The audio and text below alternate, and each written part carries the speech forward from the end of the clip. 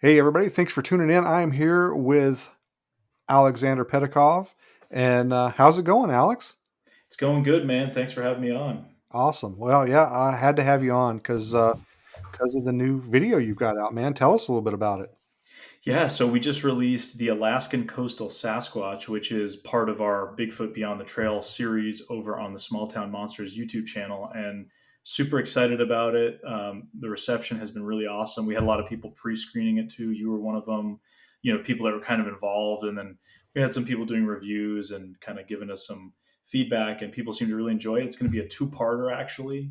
So part one was just released on Thanksgiving Day, and part two will be out on Christmas Day. So it's about a month between, but we figured, people are at home usually. Maybe they're stuffed after a meal and they start, kind of tuning in. And we just felt it was a good time to close out the year that way as well with this series, which was honestly our most epic adventure to date, going to, Area A, as you guys have called it before.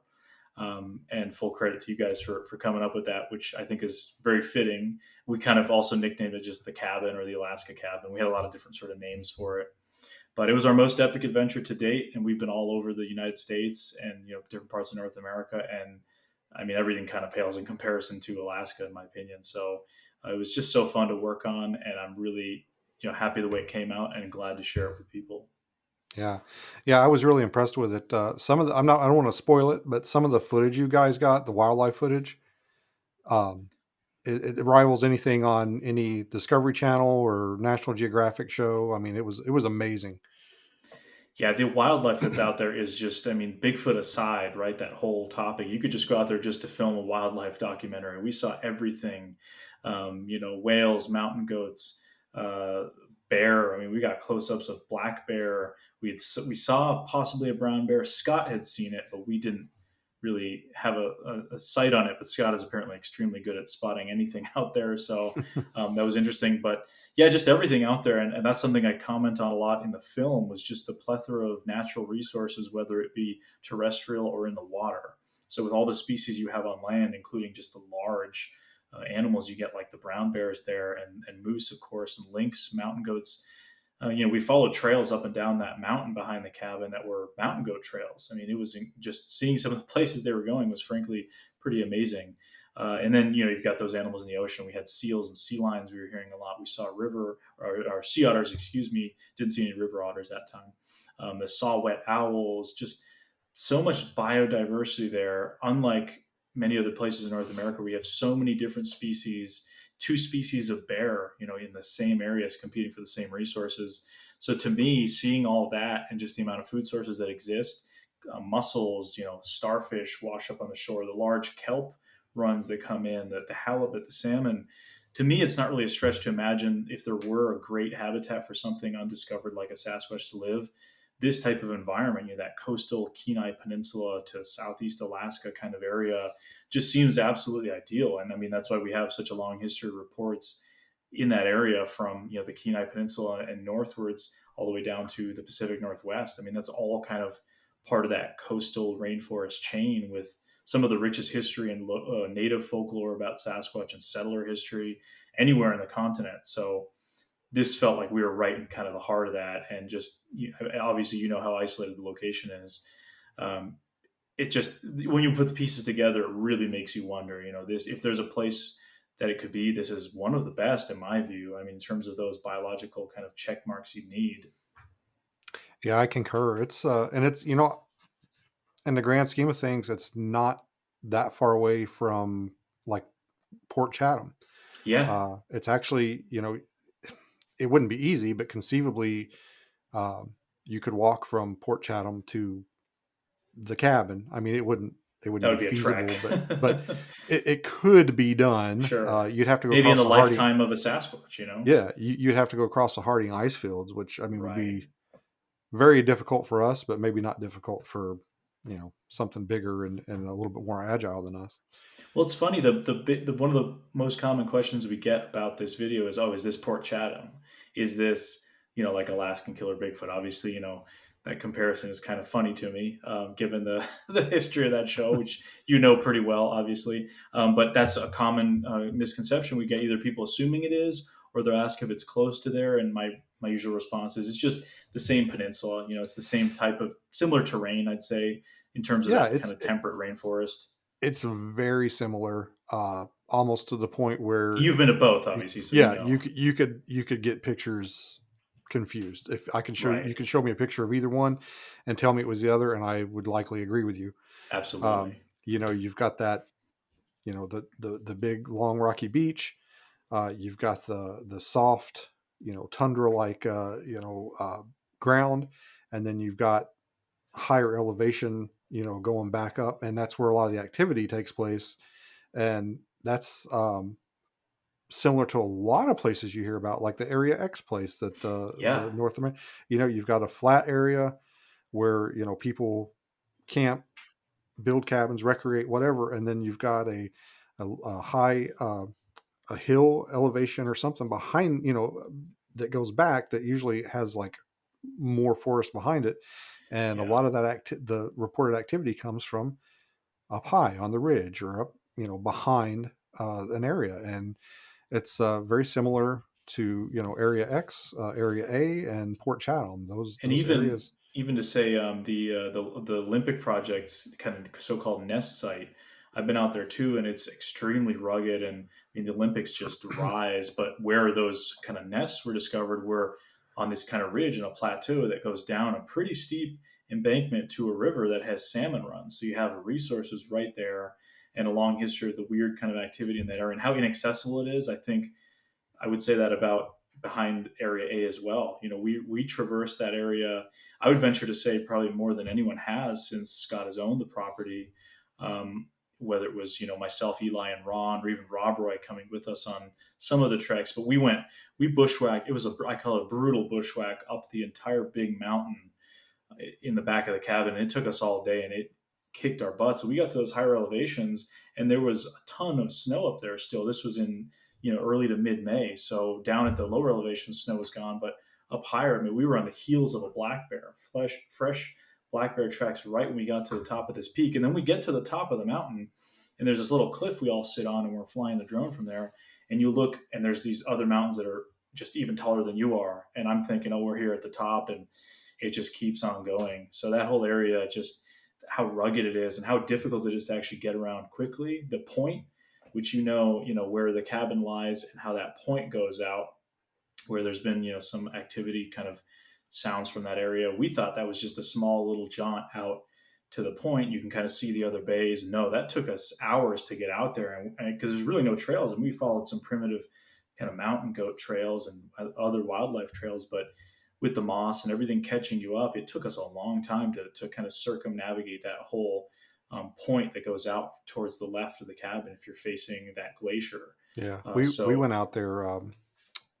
Not that, I think was it in, September or something. I think we were out there, and we found the same eagle's nest you guys did. yes, that's right. Yeah, it was funny. Eli started flying his drone, and all of a sudden I hear this eagle squawking, and I see it fly away, and I said, "Oh, well, you just scared the resident eagle." So we figured out real quickly that that was the eagle's Yeah. nest there. Well, when we were there was, the eagles, and then there were some ravens, and they were like, I don't know if they were having a turf war, or Oh they wow. weren't happy with each other. They were arguing over something. I don't know, but, it was kind of cool, because we got there and we hear the ravens, calling, and then we hear the eagles screeching, and then they're flying above us, and they're like circling around, and we walked right in on them having, some kind of disagreement. It was kind of That's cool. pretty cool. Well, again, it just speaks, I think, to the amount of biodiversity. Then to add another element, the air, the species that are coming from, flying down, the eagles and ravens and everything else that's in the area. It's just what an area. I mean, Yeah. there's really no place like it in the world that I've been to.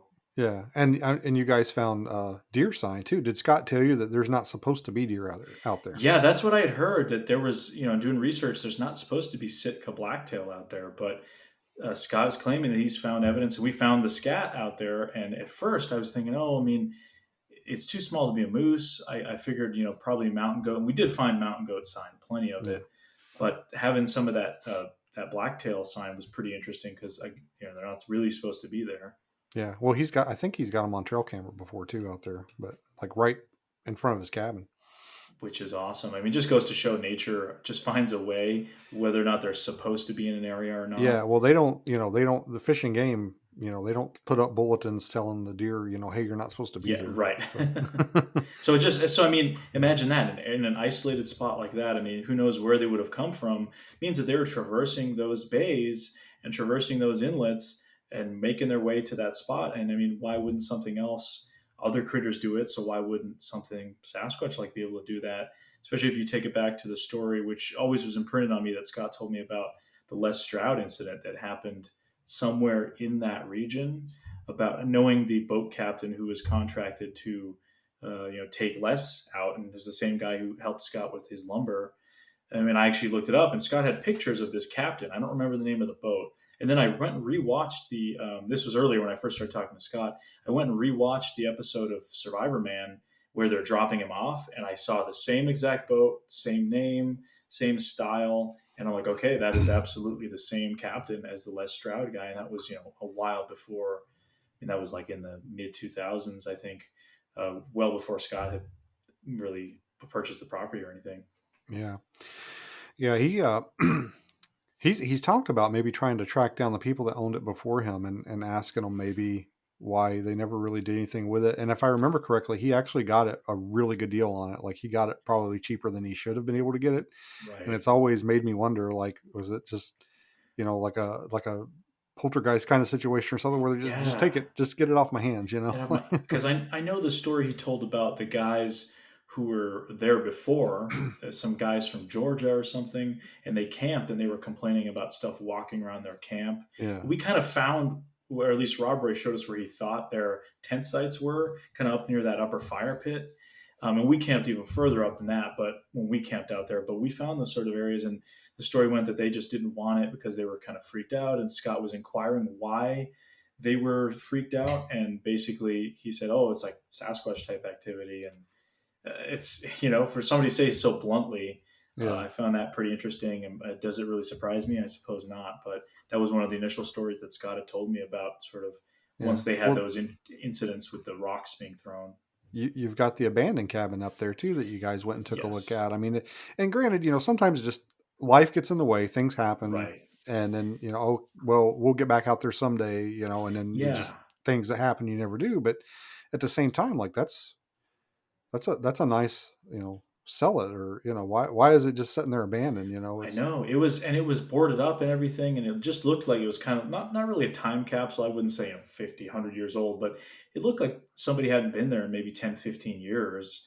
And that's kind of what we gathered from it. There was an area where it almost looks like there was a staircase that was no longer there yeah, in the back, some food storage or something like that. And there was stuff that was kind of parts of it that had been thrown probably by the snow drift and when the river rises, had taken it apart a little bit. So it wasn't in terrible shape, but it wasn't exactly, somebody was just there last week. Clearly, no yeah. one had been there in a long time. Well, when Scott told me it was an abandoned cabin, I'm picturing in my mind, I'm picturing like it's just a shell. Something The windows decrepit, are yeah. yeah, the windows are broken out, the doors are gone. There's nothing like maybe the cabins on Port Chatham or something. And then we went out there and looked at it, and I'm like, man, it looks like there could be somebody in there. It looks like it's just waiting for somebody to show up and open it up for the season. It was in a lot better shape than I pictured in my head. Same here, and we flew the drone over it, and I saw the roof was sort of like a greenish color, and I was like, "Oh, okay, there it is." So we kind of knew where to look for it. But supposedly, there's another cabin that was discovered by some of the guys initially that went out there back in the first season, whether it was the NAWAC guys or I think it was them. And there was another cabin. It was kind of directly across the bay. We looked for that, but there was still a lot of snow up there, so we didn't get in as far as we would have liked. Yeah, But Scott had also mentioned there were some other older cabins just kind of along the shore on the other side, and there was some sort of a camp or something in there. So there was an evidence of people living in that area, whether or not it was that settlement from 100 plus years ago, or just more recent stuff. I know Rob Roy talked about there being some kind of a boat festival that would happen, kind of in that area. yeah. From what I understand, people will sail out there and they kind of raft the boats together, like they'll tie them Yeah, together, and then kind of they walk play on each other's music. boats, right? Yeah, and from what I gather, that's not really. I mean, I'm sure probably some people do go ashore maybe to Yeah, walk around and stuff, but I don't think it's really it's not focused on land. It all takes place like on the water. Right. I think those cabins, the old ones, are probably left over from when the area was logged about 100 years ago. Yeah.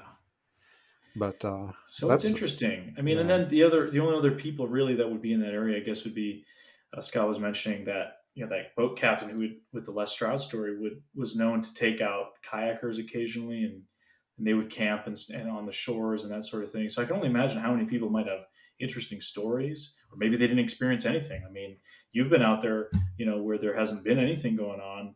We had days where there wasn't anything going on, so it's just kind of a and as Scott and Robert will say, the first two seasons were the most active, and then it kind of slowed down, and then it picked up again. So it just sort of depends for whatever rhyme or reason. I mean, again, you have so much territory out there. What these things could easily just move 5 bays over, and you'd never have any idea that there's anything going on if they are indeed in the area. So that I found that pretty that's interesting. that's what people are always telling me, like, oh man, you live in Alaska, it must be great. It must be great to go squatching up there. And I'm like, well, it is, and it is. It's good, and it has its pros and its cons. Its Right. pros is there are tons and tons of good habitat up here, Sure. and the cons are there are tons and tons of good habitat up here. And if they don't want to be around you, they don't have to be. They'll just go over there for Yep. a little while. Yeah, that's definitely the impression that I got from that area, especially when we got to those higher elevations and you could actually see across the bay and just see that there are dozens of inlets just like the one that the cabin is at with just as viable habitat, similar terrain. It makes you wonder how many of these could you explore. I mean, you could spend a whole lifetime just in that one little area, let alone some of these other areas. We went up to that glacier too. We tried to kind of hike along the river to go towards the glacier, and that's when we started seeing the bears up on the hill. I mean, we were seeing 5 black bear in a row just feeding. This is springtime; they were coming out. So just the amount of space out there, staggering. And if you look at the Kenai Peninsula, it's really a small part of Alaska. It's just a little kind of, it's a huge place, don't get me wrong, but comparing it to the rest of the coastline of Alaska and then even interior areas, I mean, we went to Hatcher Pass, we were kind of in the Talkeetnas, we went to Denali, obviously. It's totally different habitat. I'd say something like the Kenai Peninsula and that sort of southeast Alaska, Prince of Wales Island, that area seems more conducive, would probably be a nicer place to live. You have more food at your fingertips, and the weather seems to be a little bit more milder than maybe some brutal places like around Denali National Park. I mean, an existence up there would probably be miserable. And I found it interesting, kind of the difference between the brown bears and the grizzly bears. How the brown bears are more coastal, so they have more access to that seafood diet, whereas the grizzly bears are a little bit more scrappy. They got to fight for their food a little more. I thought that was an interesting analogy. If there's something, Sasquatch like, would that also be the case? I mean, imagine living in an area like near the cabin? You could just sit there and you have everything. I mean, you could possibly want in terms of resources instead of having to traverse long distances and kill food or whatever, however you're getting food. So I found that kind of dichotomy pretty interesting. Yeah, well, and it's possible too. I mean, like you said, they might spend a summer in this bay, and then spend a summer in this bay, and then spend the summer, and they could just leapfrog like that around for, Right. and that might explain why maybe it's not as active some years as others. Who knows what kind of cycle they're on. I wish we It's knew. yeah. If it was predictable and repeatable, we wouldn't be sitting here talking about it. Sure. It would be done and Somebody over else, with. some Yeah, primatologist would be doing this on some science podcast or something.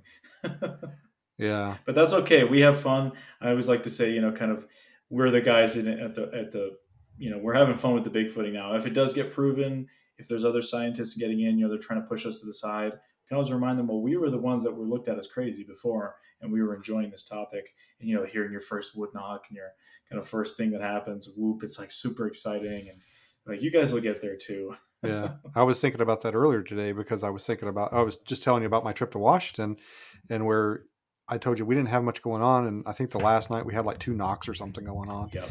and 5 or 6 years ago, I would have been, knocks. We had knocks. There were two knocks, and they were an hour apart, and they were over here. And now I'm just like, that's all we had was a couple of knocks. Yeah, Yeah, knocks, nothing. Yeah, you got a yeah, rock thrower too. Okay, cool. That well, I was in Kentucky recently, and I was out in an area that has had some history of activity. 10 plus Class A sightings in the past few decades. Monster Quest filmed there; they got a rock thrown at them. It was an interesting area, and I got some kind of weird footage on a thermal camera, very inconclusive. But the first night I was out there, I heard one of the weirdest things I've heard out there was it sounded like a guy doing barking noises up from this hill. It was just sort of like, "Arr, arr." And I was hearing coyotes all night long, and it was right when I kind of pulled in, and I was sitting there for a while with my window down. It was like 25 degrees. That kind of excited me because and I heard a wood knock the second night there, but that sort of just kind of clued me in on, well, maybe there's something going on here. But the dog barking was a little weird. It literally, the first thing that came to mind was a person doing dog barking impressions from across. And I'm still going through the audio, make sure I got it, but it was just really weird. Kind of sent like some goosebumps on my back. And that, as you mentioned, you get a knock or a rock throw or something at this point, just kind of, you sort of expect it in some areas. So to get something weird like that, and I'm not saying that Sasquatch, could just be coyotes make some really weird noises, but having heard so many coyotes and other dogs, especially in that area, the first thing my mind went to was human doing a dog impression, dog bark. It was very loud and very deep. It was odd. So maybe highly inconclusive, but kind of intriguing. Caught my attention. Yeah, I wish I had been a little bit more tuned into the hot spots in Kentucky when I grew up there. I always joke around and say if I'd have known, if I'd have had the internet back then and could have like looked up these Right. areas and these sightings locations, I would have been chasing monsters instead of girls when I was a teenager. But it it just didn't work out that way. I didn't really, I don't think I grew up like an hour away from the Hopkinsville Goblin Goblins place, thing, yeah. and I don't even think I knew about it until I might not even heard about it until I moved away from there. Yeah, it's. I mean, there's some good spots there. I was kind of surprised. I hadn't spent a whole lot of time in Kentucky. I've, been through West Virginia and Tennessee, and obviously the Appalachians and the Smokies. Great. I mean, that's very similar to where I live in New Hampshire, where we have the White Mountains, which is part of the whole Appalachian chain. So anywhere you go along the Appalachians, there's differences, but they're more similar than they are, different. So that was kind of cool. But Kentucky, sort of, you don't expect it, but there was some great habitat. I mean, the area I was in was like a wildlife refuge, and just the amount of history. And the guy was with Jeff Waldridge, who's a researcher down there. He's in law enforcement as well. He talked about just these sightings that he's taken. He had one story of like a juvenile Sasquatch being cornered by dogs in a power line cut, and it was hissing. And the owner of the dogs called the dogs off, and this thing went straight up a hill. This was all in this area, and apparently Monster Quest filmed there in like 2008. And they had a bioacoustics guy out there get a rock thrown at him. And when I looked at where that was in the location, it's literally like 100 feet down from where I was standing on that riverbank alone at night, which was not the funnest experience. It's never fun going out alone. But yeah, there's some great spots in Kentucky. Doesn't compare to Alaska in my opinion, but it's still, there's some pretty cool spots out there. Yeah, yeah, Alaska is definitely. I mean, it's endless almost. The places you can go. Um, there's a couple places I'll talk to you about them off air, but there's a couple places I really want to go check out, like bad. Like I hear like a lot of stories coming out of there, and Oh, I'm like, I cool. got. But the thing is, and people are like, well, you're in Alaska, you can just go, but they don't understand. It's like 10, 11 hour drive for me, Yep. to get to a lot of places, and especially I'm on the kind of the southern tip of Alaska, so Yep. to get anywhere, it's a long drive. If I want Oh, to go to definitely. I Walmart, I got to mean, drive an hour and a half. oh, it's crazy. I mean, even when we were going, we drove. After we were at the cabin, we were going up towards Denali National Park.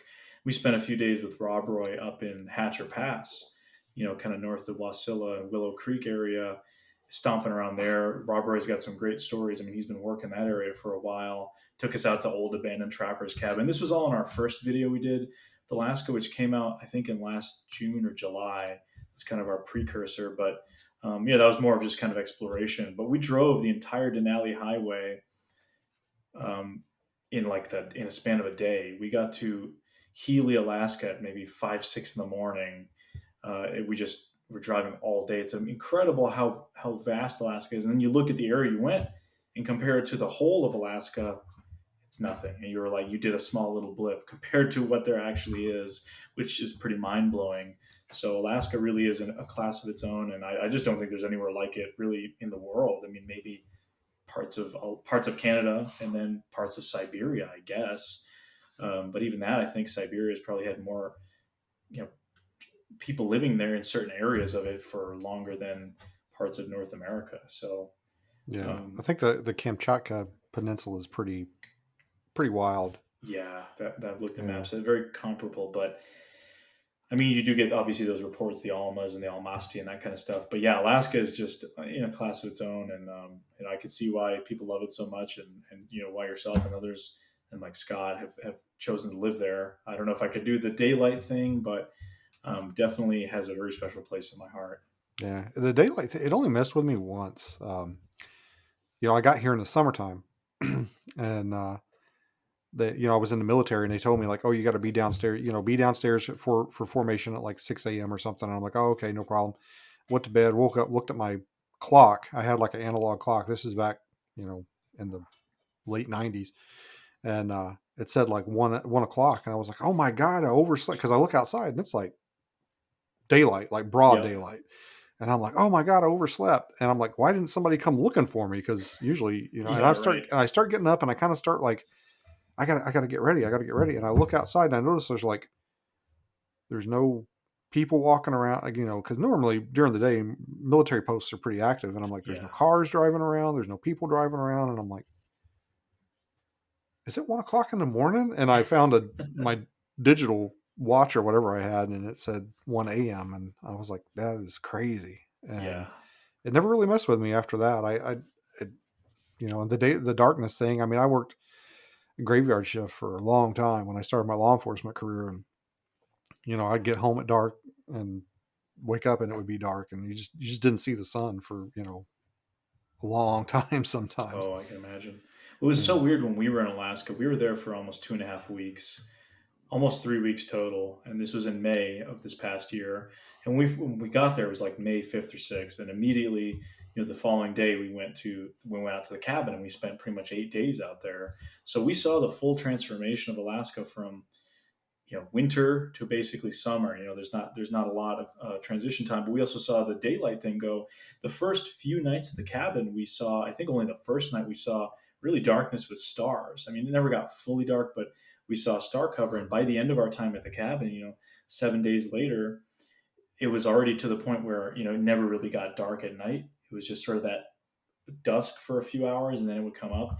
And then, fast forward a week later, we're up in Healy, up by Denali National Park, and it's midnight, and we're watching the sun just barely hovering over the mountains, just go back behind a little bit, and then come back out a few hours later. It was so surreal seeing that. And then, when we first got to Anchorage, it was super gray and snowy everywhere. And by the time we left, it had fully gone green, and the weather was in the 60s and even the low 70s. So it was so weird to see that kind of transition in that basically 2.5 week period yeah. from winter to summer in Alaska, and it was fascinating. But just seeing the variety of terrain we got to see, whether it be obviously around the cabin in Kenai Peninsula area to that interior Alaska, was pretty neat. And I'm excited to get back there at some point. A lot of people don't realize that we have all the seasons. Maybe they're a little shorter, but we have them all. I've talked to people all that, especially I'll go back home to Kentucky, and people, let me ask you something. Is it cold up there all the time? And As a winter forever, yeah, yeah. no, and honestly, down here on the Kenai Peninsula, I'll look at the weather, and a lot of times it'll be colder in Kentucky than it is here. Yeah. You said it was 25 It in got so Kentucky. cold at night. I mean, it was Yeah, like in the low it 20s at night. Yeah. last couple of days it's been 32, 33 at night. So Yep. it's technically it's warmer here in Alaska than it has been in Kentucky. So people just don't they don't understand. Right. Right. So uh, what are your future plans for Alaska? So we've got a lot coming up. Obviously, having just put out part one of the Alaskan Coastal Sasquatch, like I mentioned at the beginning of the podcast, part two is going to be coming out on Christmas. And you got to understand, I was going to be one film. And then we filmed a terabyte of footage out at the cabin. I mean, we were there 8 days. I mean, the eighth day we left, but 7 full days essentially. And Scott had said that was the longest period anyone had ever been at the cabin in one continuous sort of stay. You guys have gone out there for days before, and Scott will go out for a weekend trip or 4 or 5 days, but never for that long. So we had so much footage, and I kind of thought, well, I'm doing this in a sort of format where first I have to introduce the place, and then I have to go into. I wanted to kind of split it up by days because that just made the most sense. Because of the first few days, our approach was just take it easy, and Yeah. Scott was kind of suggesting that as well. Just do normal stuff, because when we were doing normal stuff is when we had a lot of these things happen. So that was our approach, and then we started getting more aggressive, I want to say. And when we really had some of that stuff happen, that was sort of the cliffhanger. And I'll just say that at the end of part one was after we had essentially circumnavigated that whole point and up on the mountain. It was that was when we had some kind of unusual activity that evening. So I chose to kind of end it there. So the first 4-ish days are documented on this first part, along with the sort of introduction and some long interviews with Rob Roy and Scott and others that have kind of been involved in some of the stuff over the years there. So part two will pick up where that left off. And then, we have some obviously interesting kind of evidence sort of collection and that sort of thing. Obviously you're involved in that as well. So people should be looking forward to that too. And just some of the other things, I've been reaching out to folks to try and get some answers about some of the audio and some of the other things, but that's it for kind of the Alaskan Coastal Sasquatch. But we are definitely going back to the cabin this coming summer. And, I'm excited to announce, I think this is the first time I've publicly said it, but we are going to be speaking at the Boreal Bigfoot Expo in Fairbanks, Alaska. And that is, I think, the second weekend in June.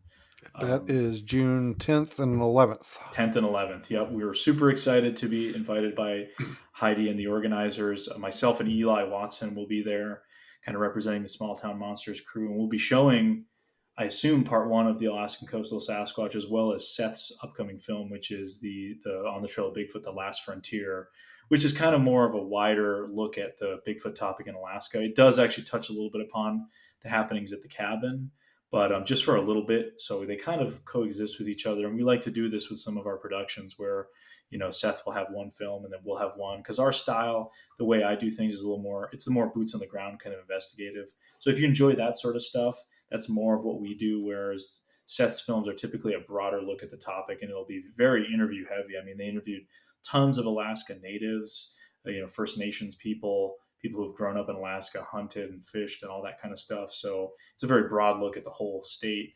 So we're super excited to show those films, and we will be talking as well about kind of our Bigfoot Beyond the Trail adventures and some of the cool places we get to go to. So we're really excited about that, and we definitely will be returning to the cabin. We're already up in Alaska. Why not go back? And we want to try out some new stuff, get you out there as well with us and other folks too, just to kind of keep pushing the envelope. And, with the fact that we stayed out there longer, and I've talked to Scott about this extensively, we feel that maybe, we were out there long enough that kind of provoked something or provoked some sort of activity. I mean, you've been out there, you've experienced some of the activity. Some of it's subtle, some of it's pretty obvious. So we're thinking maybe 2 weeks, just upping the chances. I mean, you've got all these other research groups that focus on areas for years, and they get a lot of results. So I think that may be what's needed at an area like Area A. I don't know, but we certainly, any excuse to get out to a place like that, totally fine by me. So we'll already be up there, so you won't have to drag me out there. That's for sure. I will be the first in line. Do you know in the upcoming part two? Do you know if and I think you'll know what I'm talking about. If is the cooler story going to be in there?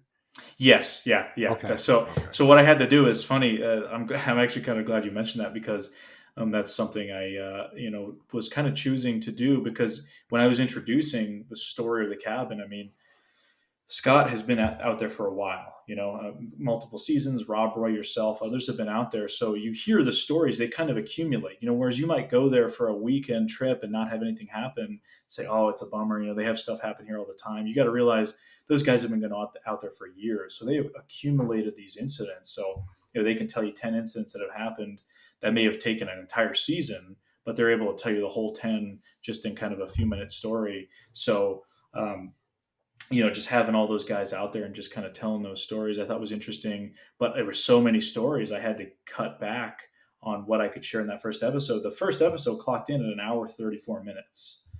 It originally was an hour 48, But then I dialed back on some of those stories because I said, well, you know what? Maybe I'll put these in episode 2 just as a kind of a segment on, well, here's other stories that have happened at the cabin.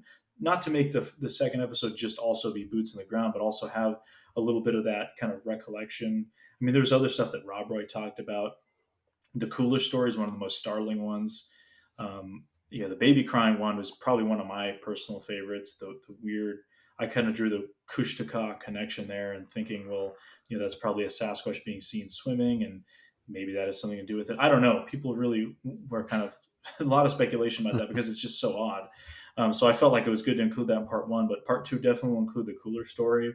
And people that know what that is, you know what we're talking about, but you will understand. It's Yeah, one of the weirder ones for I don't sure. want to spoil it for anybody, but it's holy cow, it's something. I mean, It sent it's a bunch of grown men into a yeah, panic. So, guys who are out in Alaska who are very hardcore, even for lower 48 standards for sure. So, just yeah, that's going to be part of it, and then the rest of it's going to be, like I said, investigative because we have to finish up those last few days, and we had some mishaps and things that happened to us along the way that just kind of show the ruggedness of Alaska and how you really can't mess around out there. And then kind of concluding on some of the opinions of folks that have been privy to some of the kind of things that have been recorded at the cabin and captured. So we just hope to kind of shed light on it, and I think it's an interesting story either way. But as I mentioned, we're leaving it open ended, so we will return there. Just because I think the site is even if you're not doing a film, I think it's just like you guys, you and Rob Roy in particular, have been doing a lot of research out there for a number of years now. So I think it's yeah, important to kind of keep that going because this location, for whatever reason, it just seems to produce very interesting things. yeah. Well, I've mentioned to Scott a couple of times. You know how when you kind of come out of the bedrooms in the cabin there, and you've got that view, and where you Yeah. can kind of look off to your right and look down the beach. And I've told Scott, I was like, what's going to happen is you're going to be out here one of these days, just totally not thinking about anything at all Bigfoot related, and you're going to look out that window, and there's going to be one standing on the beach down there. Well, it's like the guy in the outhouse. I doubt he was thinking about having something happen when he said he was feeling watched and then tripped and had this thing with eyes, red eyes, and this kind of stuff happens when you least expect it. In that first episode, and people can hear it at the end. Some of the noises we heard, literally, we're sitting around the campfire, and Rob Roy is just telling jokes as Rob Roy does because that's just what Rob Roy is like. One of the funniest people I've ever met in my life, I should add.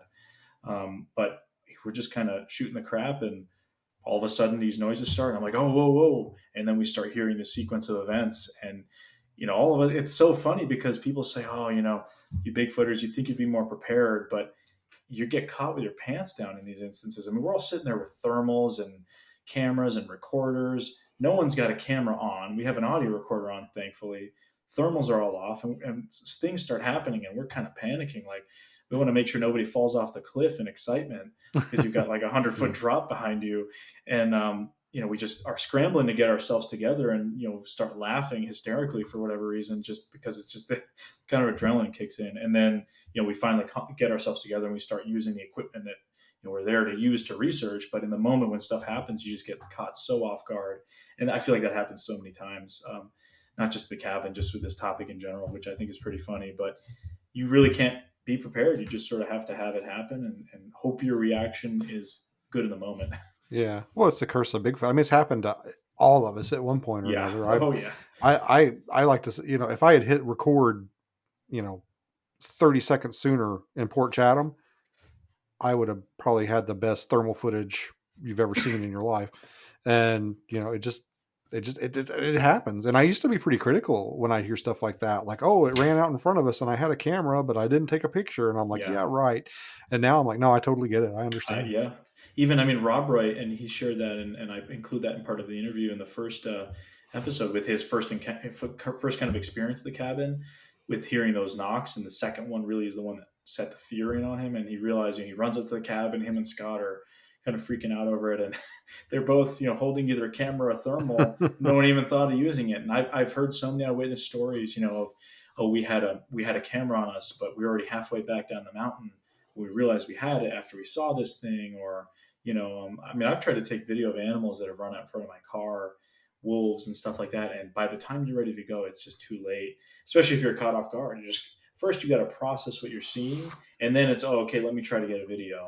Yeah. And with something like this, I don't think you truly can be prepared with something like this as much as you think you might be able to, unless you've seen one of these things. I don't know, but it's Yeah. not easy. I don't I don't think I that. was driving through Canada. This was a few years ago, and saw something black. It wasn't a Sasquatch, but I knew it was an animal. Like there's something over there on the side of the road, and slowed down. This beautiful black wolf is standing in the tree line, just looking at me, and I pull up right across from him. I mean, we're probably, you know, 30, 40 yards away from each other, and I roll my window down, my passenger side window. I'm looking at him. I mean, we stared at each other for 15, 20 seconds. Just I guess he's probably trying to figure out what I'm about, and Right. I'm like, oh, look at the beautiful wolf. And finally, I'm like, I should probably try and get a picture. And as soon I reached down in the center console, pulled my phone up. As soon as I pulled my phone up, he turned Gone. and Yeah, was you get a gone. And blurry. I got a picture of his back end of his ass as he was running away. Yep. But yeah, I mean it happens. It's just the way it goes. I've had, gigantic moose up here in New Hampshire run out in front of the car, with absolutely insane antlers. And, we're, oh, whoa, whoa, look at him. Everyone's scrambling to get their phones and cameras. By the time we're ready, he's already in the tree line. No one can even see him anymore. And this is, a 1,000-pound animal right in front of you with something that's 5, 6 feet wide crashing through the trees and Yeah. no glimpse of it. So it's incredible. So imagine something that's trying to stay stealthy, or, like a lot of the sightings you hear where it's just that fleeting glimpse where somebody was just so confused that they, especially if they're not aware of the topic, they're seeing a monster, they're seeing something that's not supposed to exist, or it's traumatic. The last thing they're thinking of is to film it. I mean, just even recently when I was in Kentucky, as I mentioned, I was out alone at night. And, if I heard a wood knock, but if I had heard anything growling or coming at me, I think I would have been hightailing it back to my car well before I would have thought about, let's stay here and film this. And then people will roast you about it later online, say, well, you should go try it yourself then, because I'll tell you, in the moment, it is definitely not fun, because you don't know what you're dealing with, especially if you can't see it. Yeah. Well, You could be dealing with a bear or something. You don't know. I was on a podcast, and it was just like this. The video, we were doing a video and we were talking. I think it was the Sasquatch Experience with Sean Forker and those guys. Oh, nice. Yeah. Yeah, love those guys. They're great. And I'm on their podcast, and I'm sitting there talking to them just like I am you. And a moose runs through my backyard. And I'm like, oh, look, guys. And my camera's running just like it is now. And Right. I tried to pick my laptop up and turn it toward the window and missed it, Nothing. and my camera was on, you Sure. know? If that was a Bigfoot, it might as well have been a Bigfoot, right? Yeah. You wouldn't have been able to show him either way. So, yeah, it's just funny, kind of how people overthink what their reaction are, and you can prepare for something, but until it happens, I don't think you can truly, know what you're going to react, especially when it's something like Sasquatch. I mean, you can train for other things, right? Certain types of incidents that might take place day to day life, but something like a Sasquatch, I don't know. Yeah. How do you really prepare for something like Well, that? you can just be as prepared as you can. I'm a big Yeah, proponent of muscle memory. definitely. Um, keep your camera and your gun in the same place every time. Know your equipment. Yeah. That way, when you reach for it, it's gonna be there. Yep. And because you get the where's my phone? Where's my Yeah. camera? Right. Oh And no. Yeah. I put it in the other pocket. It's supposed to be in this pocket, but if you Yeah. got to Wear be the same consistent. same loadout, same Yeah, type of. I'm always wearing the same pants in the field if it's warm enough. If it's not, if it's like super cold, then I'll layer up. But kind of cargo pants. I always know where my phone's going to be. I always know where I got my audio recorder or whatever hanging. Just that sort of thing, like you said, muscle memory, and just having the same kind of consistent gear and loadout, so you can hopefully, well, okay, I got the thermal ready to go, or know the ins and outs of your thermal. I mean, when I first started using the Helion, actually it was at the cabin. Scott let us use his, and I didn't know anything about it.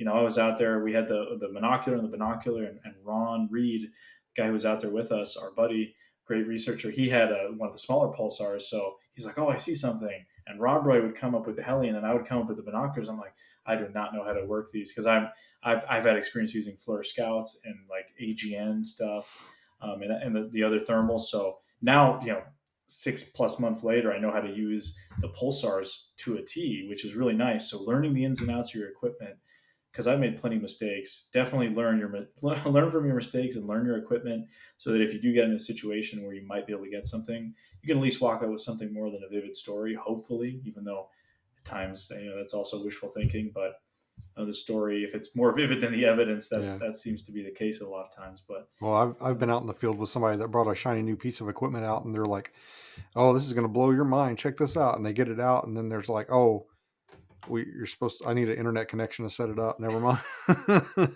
yeah, definitely open the box when you get it. Play with it before you take it out, because you don't want to be that guy. I've had that happen with drones before, and oh, you need a firmware update, can't fly. Well, I'm an hour from the nearest Wi-Fi connection, so forget that. I guess we're not flying the drone. Yeah. Well, congratulations on the video, man. It looks like it's doing great. I checked the views a while ago, and it's up there. Yeah, it's our biggest release so far for Bigfoot Beyond the Trail, and yeah, I think just anything with Alaska has a natural draw for people, because even people that I've talked to that are not really into the Bigfoot topic will say, "Oh, Alaska, yeah, Sasquatch would definitely be there." As if it wouldn't be in places in Northern California or the Rocky Mountains. But for practical purposes, it seems like people have more of an easier time thinking something like Alaska, thinking like something like Sasquatch could exist. It would be a place like Alaska. So I've seen a lot of appeal from people not even necessarily in the Bigfoot community, but people seem to love it. We hyped it up, kind of. I think just the scenery and everything, as you mentioned, that we were able to capture out there. I mean, having been there firsthand, cameras don't do it justice. Of course, seeing it with your own eyes is incredible, but we really tried to capture it in all our glory. It felt to me really important to not only tell the story of what was going on to Scott and Rob Brian, everyone who's been out there, and as accurately as I can, but just capture that feeling of intrigue you get when you're out there, because you just see the mountains, you see the orcas, the all these creatures out there, and you wonder, man, this is just absolutely incredible. So I really tried to. That's what we try to do with a lot of our films, but especially with this one, I made sure this was our kind of biggest and most intensive sort of look in an area that we've done, and I can't wait to share part two with people. I'm still working on that. So that'll be a lot of fun, and definitely will answer some questions from part one. And I think people are going to enjoy it just as much as the first one, Yeah, if I not can't more, wait for part hopefully. two because that's the part that I'm going to be involved in. Yep. We're gonna we don't want to spoil anything, but there was some evidence that was Very interesting stuff. Yeah, you yeah, guys will and see. I was brought in to process it, like kind of like a crime scene. Yeah, Exactly. I mean, we were above our heads with that, so we're like, okay, we'll just let Beans come back another time and do the professional stuff on this, because we did not want to mess that thing up. But people understand when that comes out. But yeah, just it's going to answer some questions and be pretty in depth as well. And as I mentioned, because we kind of split it up between the days, it'll be sort of a continuation, and it's just such an interesting area. I don't see how. Um, how portraying it in this sort of way, even just if we had no activity happen and we had just encountered all this wildlife, it would still be incredible. But when you add that sort of mystery element to it, I think it's, to me, one of the most amazing places I've ever been. And I can only hope that I'll be back there again as we are planning. So yeah, it's Area A is truly out of this world, and I'm just happy to share that story with people, and that Scott has allowed us to kind of share that story as well in such a spectacular way. And yeah, it's been a blessing, and I do got to say, it was kind of funny. It was like a full circle thing. Scott had originally reached out to me in May of 2021. I had just gotten back from the Olympic Peninsula filming with the Olympic Project and met David Ellis and all those guys, and Scott contacted me. He, I guess, listened to my podcast, and he's originally, from the New England area as well, and I am too. So we kind of relate on that level. So we'd been talking for almost a year until we finally made it out in May of 2022. So it was very full circle. So he's a great guy. I've become awesome friends with him, and he's one of those fantastic people, and to me, credible. That's when I first started looking at that case. As I do, I get contacted a lot with this sort of stuff, as I'm sure you have. You hear the stories of people saying, "Oh, I got this stuff going on," and sometimes it kind of falls through. But immediately, this one just felt differently. And he was like, "Well, you got to talk to this person. Oh, here, you can talk to this guy. He had stuff happen." He was like throwing witnesses at me, people who had experienced things, and it. I mean, I didn't need much convincing after a lot of that. I was very open to getting out there and kind of exploring that area. So I'm glad we got to get out there. Yeah. Yeah. The first time I went out there and just saw like the terrain and how similar it was to like Port Chatham and stuff, it just really Yep. kind of, it just kind of stuck with me. Like, man, this is the place. Like, this is, I'm, why wouldn't they be here? Why not? If they Yeah. exist, why wouldn't they be? That's exactly the conclusion. So myself and Eli and Ron as well, and those guys have been all over the place with us too. Especially Eli, he's kind of been my partner in crime. But Ron Reed has backpacked and hiked across North America, and he's been with us to Bluff Creek, Mount Hood, Oregon, all this. And we were all kind of just blown away by this area, and we definitely all have a strong desire to get back there. So God willing, we'll get out there. But until then, people can enjoy the Alaskan Coastal Sasquatch on Small Town Monsters on YouTube, and part two will be coming in December of 2022. So definitely look forward to that as well.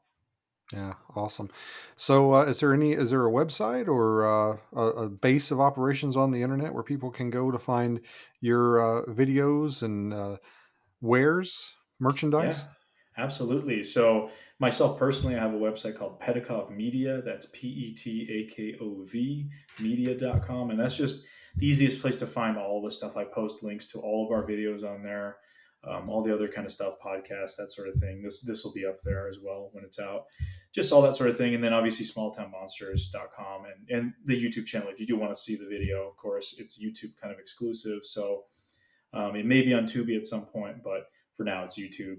Go to Small Town Monsters on YouTube and look for Alaska stuff, and you can watch our previous Alaska episode as well, which heavily features Rob Roy, Menzies, and the Bigfoot Art Gallery, and interviews with him and some of those kind of interior Alaska stories. So those are just some great places to kind of keep track of all the products and all the sort of content and things that we put out. So yeah, Awesome. And I know you're going to be at the Boreal Bigfoot Expo on June 10th and 11th, 2023, in Fairbanks. I don't remember the name of the venue, but you're going to be there. I'm going to be there. I believe Rob Roy's going to be there. I think Um, so. Yeah.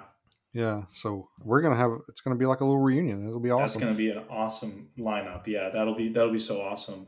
And then if we can get to the cabin after that, that would be even more amazing. But that'll be I a lot think, of fun. yeah, I Yeah, think that's kind of the tentative plan at this point. I don't yeah, know. I mean, it's a ways out, but I know I'm gonna right after the holidays here. I'm gonna start getting back into shape. I did my I was working out and getting into it for my Washington trip, and then as soon as I got back, I was like, beer and Oreos, and now after the holidays, I'm gonna have to start getting at it again. Oh, me too. Yeah, I've just been running around too recently. Like I said, I was in Kentucky, and we've been doing a lot of productions and stuff like that. Just personal things going on. Now I'm finally back. Then Thanksgiving happened. Now all the other holidays are coming up. I'm like, okay, we're gonna have to start getting into shape because we're gonna be doing some down in the South expeditions in the winter. We like to go to Florida. We've done an annual kind of Florida expedition because when it's cold up here in the Northeast, everyone goes down to Florida, and we're the only guys you'll see in the swamp. Everyone else is at the beach.